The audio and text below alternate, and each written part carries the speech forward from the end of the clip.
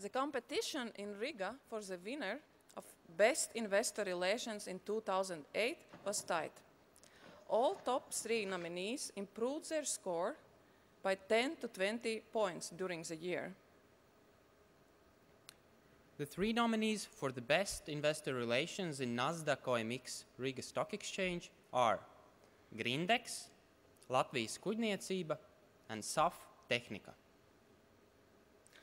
And the award, Best Investor Relations in Nasdaq OMX Riga, goes to SAF Tehnika.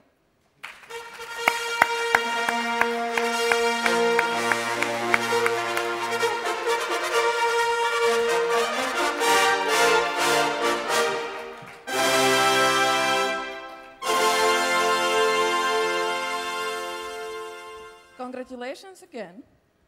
And I just wonder, what do you find the most challenging thing in keeping up professional investor relations?